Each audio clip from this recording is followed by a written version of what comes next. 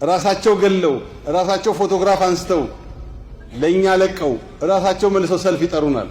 የገዳይ ክፉ እየገደለ ፎቶ እያነሳ ሟች ራሱ እንዴት ፎቶ ሊያነሳ ይችላል? አስቡት።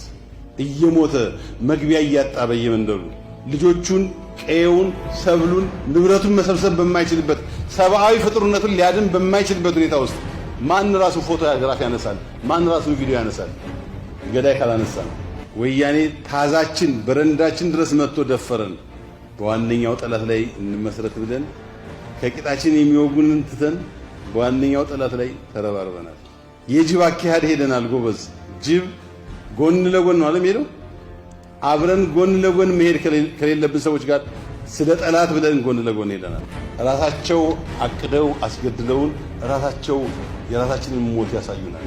አሳይተውን ሰልፍ ውጡ ይሉናል። መልሰው ሊገሉን ህዝባችን ጋር ያጣሉናል። ስለ ሞቱ ወገኖቻችን ሰልፍ እንውጣ ይለናል። የዋሆ ህዝባችን ትክክል ነው። መልሶ እንዲሞት ሌላ ድግስ ደግሰው ነው ሰልፍ የሚያስወጡት። በውስጡ ቦምብ አስታጥቀው ህዝባችንን ተው። ሐዘኑ ሐዘናችን ነው።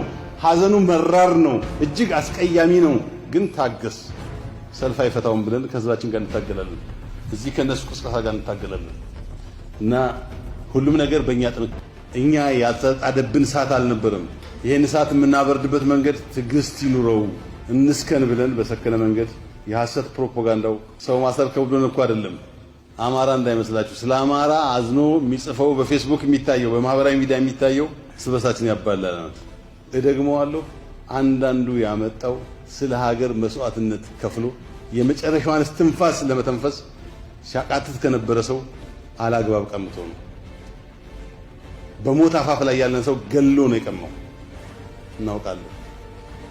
እነኛ ሟቾች ሳይቆጩን ቀርቶ አይደለም። የውስጥም የውጭም ጦርነት ይፈለግም ስለነበረ ታግሰን ያለፍነው በዛ